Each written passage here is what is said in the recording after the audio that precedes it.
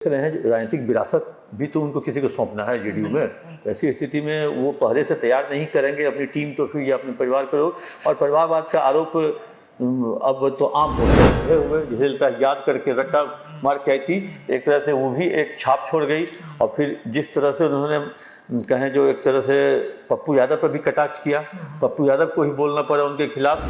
फिर लंबे काफिला के साथ वहाँ पहुँचे थे और उस समय भी भवन निर्माण विभाग में ही थे। लेकिन फिर बाद में नीतीश कुमार बीच बचाव किए, पैचअप हो गया।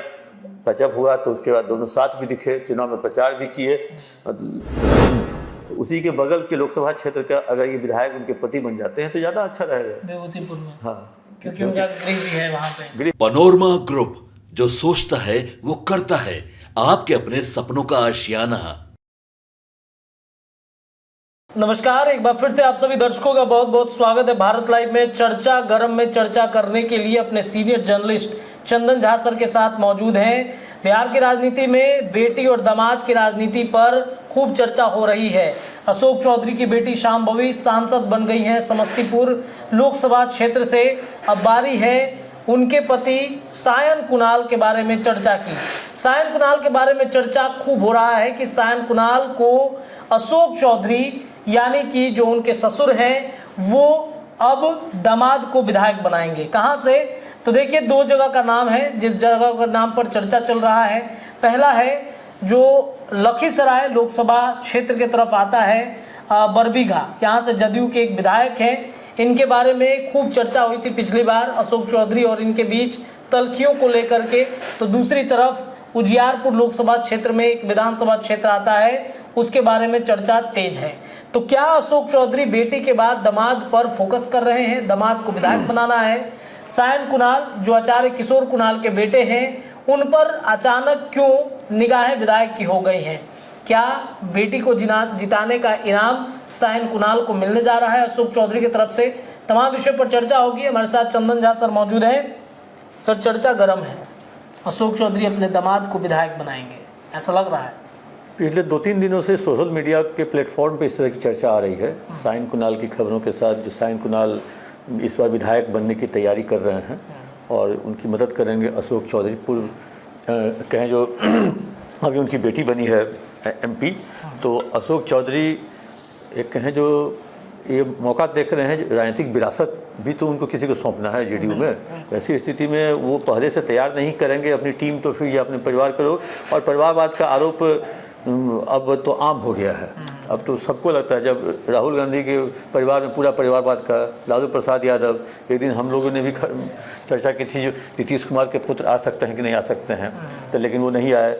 चिराग भी अपने पिता से लिए हैं विरासत, तेजस्वी यादव का है ही, तेजस्वी यादव का है ही, सन्नी हजारी का है ही, तो हुकुमदेव यादव ने भी अपने पुत्र को उतारा, अशोक यादव को। तो वैसे सम्राट चौधरी के भी पिता थे पुराने नेता।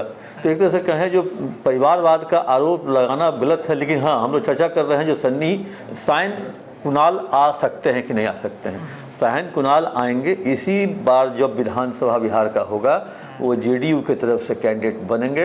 अब बरबीघा जो है वहाँ पर वो कार्यक्षेत्र रहा है इनका, अशोक चौधरी का।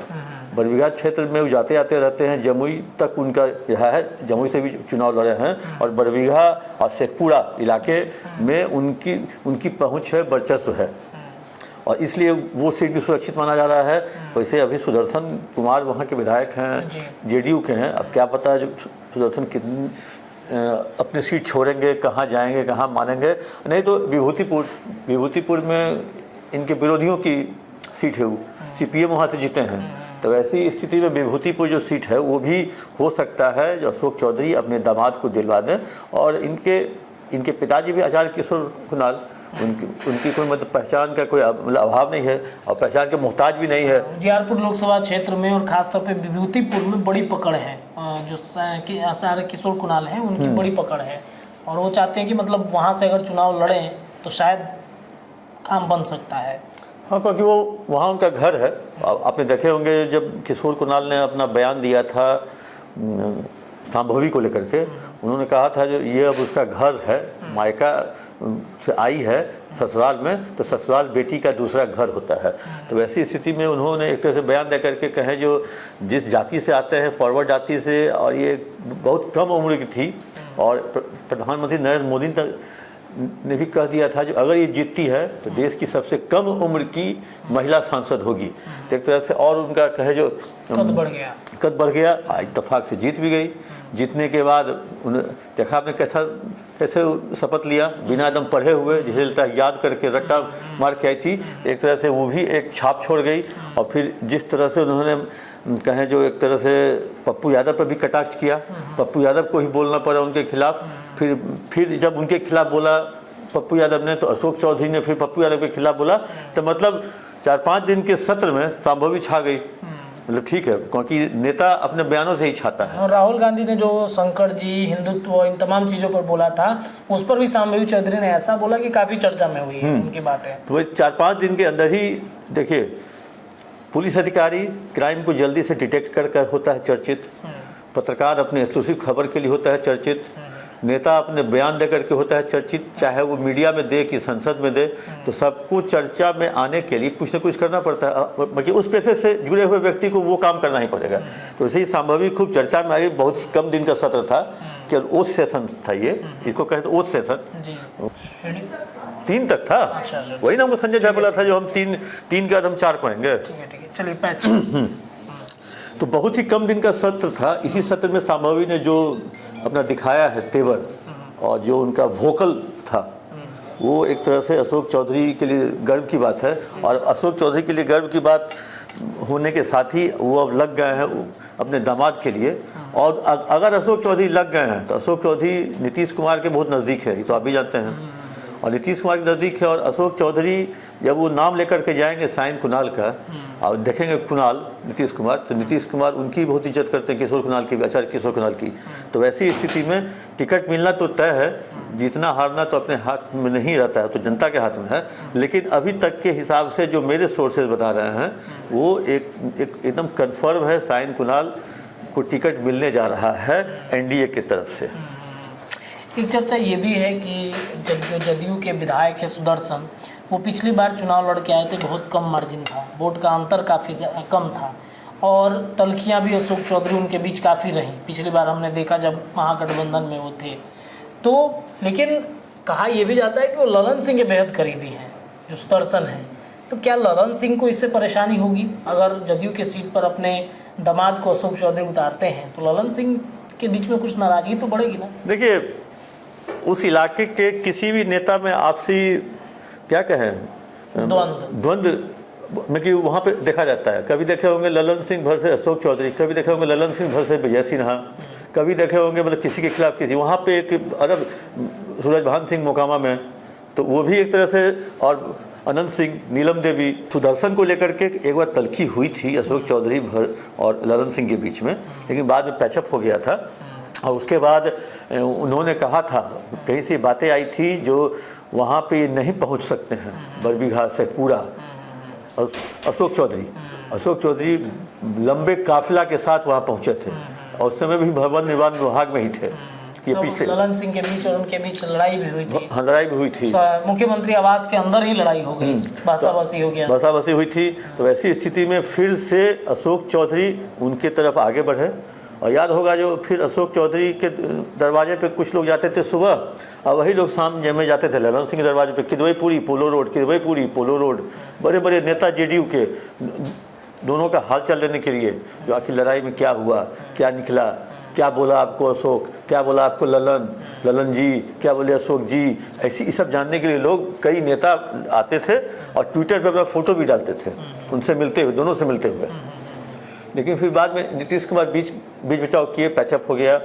पैचअप हुआ तो उसके बाद दोनों साथ भी दिखे, चुनाव में प्रचार भी किए, ललन सिंह जीते भी मुंगेर से। वैसी स्थिति में कहें जो सुदर्शन के वहाँ विरोध करने का सवाल नहीं उठना चाहिए, क्योंकि नीतीश कुमार ही सिंगल मैन पार्टी हैं। वैसी स्थिति में सुदर्शन विरोध तो नहीं करना चाहिए, क्योंकि हाँ, अगर विरोध करेंगे तो फिर दूसरी सीट है ना, समस्तीपुर में बहुत सारी सीटें हैं, विभूतिपुर में है, तो वैसी जगह पे वो जा सकते हैं। लेकिन हमको नहीं लगता है विरोध करेंगे। लेकिन हाँ, एक चीज़ तो है, नीतीश कुमार अपनी सीटों को घटा करके कम क्यों करके उस जगह पे अपने ही पार्टी को देंगे टिकट। उससे अच्छा है जो जीता हुआ सीट उनके खाते में रहेगा। एक विरोधी के सीट पर अगर इसको ला देंगे तो एक सीट ऐड हो सकता है। यहाँ पे सीपीएम है विभूतिपुर में, वहाँ अगर सायन कुणाल जाते हैं, लड़ते हैं, जीतते हैं तो एनडीए में बढ़ोतरी होगी ना। तो वैसी स्थिति में सुदर्शन कुमार हमको लगता है बरबीघा हो सकता है नहीं जाए अपने से ही।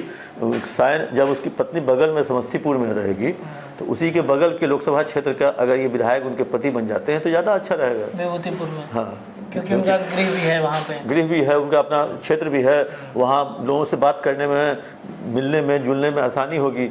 यहाँ जाएंगे अपनी पत्नी के पिताजी के क्षेत्र में बरबीघा, वहाँ जाएंगे अपने पिताजी के क्षेत्र में, तो एक तरह से तो थोड़ा सा एक नहीं होता मॉरल बूस्टअप होगा। तो इसके कारण से सायन का बरबीघा से हमको कम विभूतिपुर से ज़्यादा लग रहा है। चलिए देखिए, सायन कुणाल के लिए अशोक चौधरी ने फील्डिंग सजा दिया है और अशोक चौधरी चाहते हैं कि उनके दामाद भी अब सदन का हिस्सा बने। बेटी तो दिल्ली में लोकसभा सदन की सदस्य हो चुकी है। लोकसभा में किस तरीके से समस्तीपुर में आपने देखा चिराग पासवान के साथ साथ उनके ससुर आचार्य किशोर कुणाल, नरेंद्र मोदी और नरेंद्र मोदी के अलावा पिता अशोक चौधरी भी लगे हुए थे। खुद नीतीश कुमार भी शांभवी को जिताने के लिए लगे हुए थे। अंततः शांभवी चौधरी जीतती हैं और बेहद कम उम्र की वो सांसद बनती हैं। उसके बाद अब बेटे जो हैं किशोर कुणाल के और दामाद अशोक चौधरी के, उनके लिए तैयारी तेज हो गई है। विभूतिपुर उजियारपुर लोकसभा क्षेत्र में आता है और उनका गृह क्षेत्र भी है। दूसरी तरफ बरबीघा में, जहाँ पर जदयू के ही एक बड़े विधायक हैं जिनके बारे में चर्चा खूब होती है, वहाँ पर इन 2 सीटों पर लड़ाने की तैयारी चल रही है। देखते हैं, विधानसभा चुनाव से पहले परिस्थितियाँ बहुत कुछ बदलती हैं राजनीति में। जो कुछ भी अपडेट होगा लगातार चर्चा करके हम आपको बताते रहेंगे। चर्चा गरम में इतना ही। जुड़े रहिए भारत लाइव पर, तमाम खबरों का सिलसिला जारी है। बहुत बहुत धन्यवाद। पनोरमा ग्रुप, जो सोचता है वो करता है। अगर ये वीडियो पसंद आई और वह बिहार के राजनीति और बिहारियत से सरोकार रखेनी तो सब्सक्राइब बटन दबा के चैनल के सब्सक्राइब कर ली। ओजे एगो घंटी बा, ओकरा बटन दबा देला से कुल सटीक और मारक खबर रुआ मुफ्त में मिल जाई। अगर रुआ पत्रकारिता के हमनी के नया प्रयोग में सहयोग कर चाहतानी तो ज्वाइन बटन दबा दी। पेटीएम नंबर नोट कर ली 9386816700। धन्यवाद।